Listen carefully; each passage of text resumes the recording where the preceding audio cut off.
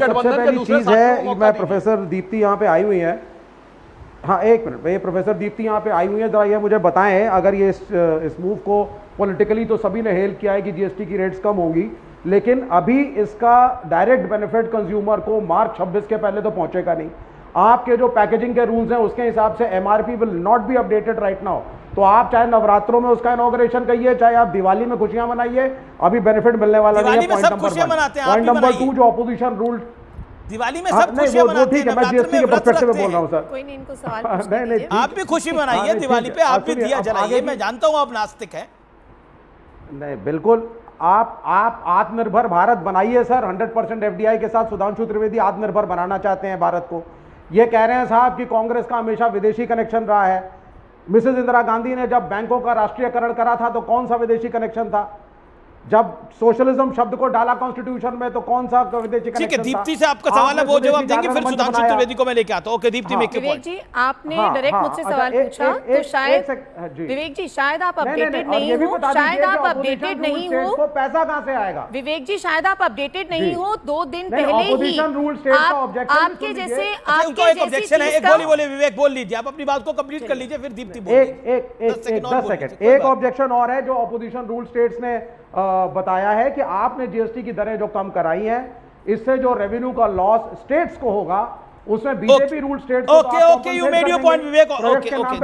Okay direct rebuttal on both the points. आपने पहले point पे बोला कि क्योंकि एमआरपी के पैकेजिंग रेट्स कम नहीं होंगे, ये चीज आज नहीं, ये पहले ही एड्रेस हो चुकी है, and that is why prime minister ने अपने पूरे सारे एमपी सारे एमएलएस की एक मीटिंग, वर्चुअल मीटिंग लेकर, ये 2 दिन पहले की खबर है और आप शायद अपडेटेड नहीं हो विवेक जी, उन्होंने पहले ही सबको कहा है कि अपने जिलों का, अपने एरिया का, आप देखो, आप बोले मैं नहीं बोली ना, उनका जाके दौरा कीजिए and make sure that the benefit passes on to the last consumer. MRP जो पैकेजिंग है उसका भी वो तोड़ निकाल चुके हैं कि एमआरपी जितना भी हो सर, बेस थोड़ी बदल रहा है, रेट बदल रहा है। विवेक जी बेस नहीं बदल रहा, आप इस बात को समझो। एमआरपी से उसका एमआरपी तो वही रहेगा, बेस वही है, वो रेट कम हो जाएगा, उसकी वजह से बेनिफिट जाएगा कंज्यूमर को, which is what they are ensuring. आप तो पहले ही पेसिमिज्म में आ गए, आज आप मार्केट नहीं गए हो शायद सर। दूध के, घी के, सर सबके रेट मार्केट होकर आ रही हूँ, सबके रेट कम हो चुके हैं। दूसरी बात जो आपने करी, डायरेक्ट रिबटल, दूसरी बात जो आपने करी कि स्टेट्स का रेवेन्यू कम होगा।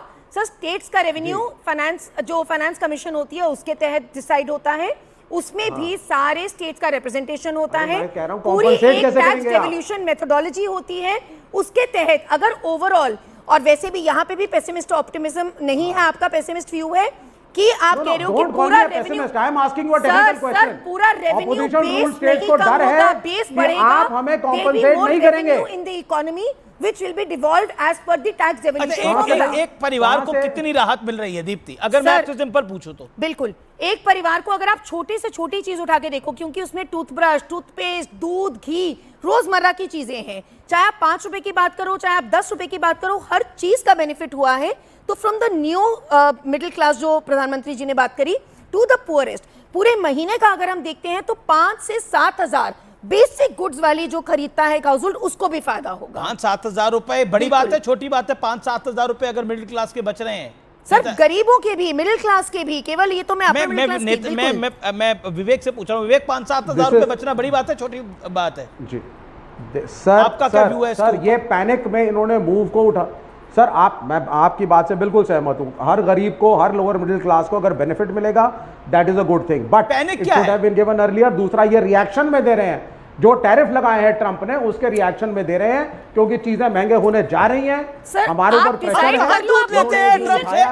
अमेरिका से उठाया है सर, अगर उसके रिएक्शन में भी किया तो बेनिफिट इज पासिंग ऑन, से it in so many words. पर हम दूध नहीं कहां ले रहे हैं ट्रंप अमेरिका से? लड़ाई तो पूरी वही है, भारतीय किसान और जो भारतीय डायरी प्रोडक्ट्स है, वहां अमेरिका अपनी एंट्री चाहता है, और वही तो प्रधानमंत्री ने बोला कि जब तक मैं हूं, मैं इनको एंट्री नहीं लेने दूंगा। आप कह रहे हैं कि वो चीजें महंगी होने वाली थी। दूध दही कैसे महंगा हो जाता, घी कैसे महंगा हो जाता? कमाल क्या बात कर रहे हैं। देखिए अभी मुझे देखिए रिबटल और सर करना पॉइंट चाहिए। है सर, क्योंकि अतुल जी ने एक बार वैट की भी बात कर दी थी पेट्रोल पे। मैं बिल्कुल वैट पे आऊंगा। तेलंगाना में है, ओके, हाईएस्ट वैट केरला में है 35%, 31%। क्या हाईएस्ट है? पेट्रोल पे टैक्स, पेट्रोल पे जो टैक्स हाईएस्ट एक second Deepti on screen, no one else, then I will go to Sunil Yadav. Okay Vivek hold on. Okay highest tax कहां पर है, कौन सी स्टेट पेट्रोल पे टैक्स ले रही है? गलती से, जैसे सुधांशु जी ने कहा, आपने गलती से पेट्रोल का जिक्र कर ही दिया, तो उसके फैक्ट्स हैं सर। हाईएस्ट तेलंगाना में है 35%। Congress government, Congress ruled government Telangana में सबसे ज्यादा पेट्रोल पे टैक्स ले रही है, ये आप कह रही है? बिल्कुल सर। दूसरी गवर्नमेंट कौन सी है? दूसरी गवर्नमेंट कौन सी है सर? केरला 30.8%। केरल 30.8%, जहां लेफ्ट की सरकार है, विवेक जी की पार्टी की सरकार है। तो ये और ये लोग यहाँ पर होती। महंगाई पे पूर्ण ज्ञान देते हैं, कहते हैं कैसे देखिए पेट्रोल की महंगाई, सबसे ज्यादा टैक्स कौन ले रहे हैं? इन्हीं के राज्य ले रहे हैं। मैं फिर कह रहा हूं, कथनी और करनी में फर्क की बात जो करी जा रही थी, ये इसी को दोगलापन कहते हैं, इसी को डबल स्टैंडर्ड अंग्रेजी में कहते हैं। और ये दोगलापन बुरी तरह से एक्सपोज हो रहा है, और यही कारण है कि जनता इन तमाम चीजों को पसंद नहीं करती। पीछे पीछे जेंजी कर रहे थे, जेंजी के बीच में चुनाव हुआ, वहां पे भी हार के आए हैं। पॉइंट मेरा यही है कि आप पब्लिक को फॉर ग्रांटेड नहीं ले सकते। मैं सीधा रुख करता हूं सुनील यादव का। सुनील यादव, जनता को राहत मिली है इस फेस्टिव मौसम में, कितनी बड़ी बात है ये, लेकिन इसका भी विरोध हो रहा है। देखिए अमीश भाई, मैं सबसे पहले तो आपके कार्यक्रम के माध्यम से, आज नवरात्रि का प्रथम दिन है, आपको, आपके सभी दर्शकों को और सभी पैनलिस्टों को मैं बधाई देता हूं, शुभकामनाएं देता हूं, और माता रानी से प्रार्थना करता हूं कि कम से कम नवरात्रि भर भारतीय जनता पार्टी और उनके सहयोगी झूठ ना बोले। अगर ये झूठ नहीं बोलेंगे तो देश सच जान जाएगा। और सच क्या है, मैं सच पर आ रहा हूँ भाई। आदरणीय प्रधानमंत्री जी ने GST 2 लागू किया है, हम उसका स्वागत करते हैं, हम उनको बधाई देते हैं प्रधानमंत्री जी को। और हम लोगों ने प्रधानमंत्री जी को कई बार बधाई दी है।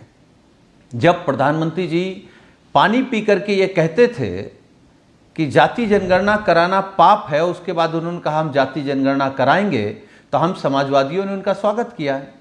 यही माननीय प्रधानमंत्री जी देश के सम्मानित किसानों को आंदोलन जीवी कहते थे, और उसके बाद उनको अन्नदाता कह करके कृषि कानून वापस लेना पड़ा, हम लोगों ने स्वागत किया। और आज पूरी भारतीय जनता पार्टी, या अमीश भाई मैं ये कह दूं कि पूरा मीडिया ये कह रहा है कि बचत उत्सव देश भर में मनाया जा रहा, माननीय प्रधानमंत्री जी शामिल भी हो रहे हैं। अच्छी बात है, कौन नहीं खुश होगा कि अगर आपकी जेब में कुछ बच जाए। लेकिन अगर बचत उत्सव आज मनाया जा रहा है, तो इसका मतलब इससे पहले GST लगा के जो लूटा जा रहा था, तो लूट उत्सव के जिम्मेदार क्या प्रधानमंत्री नरेंद्र मोदी जी हैं? क्या चीज लूट है आपको लग रहा है? अगर बचत उत्सव के जिम्मेदार आदरणीय मोदी जी हैं, तो जो लूट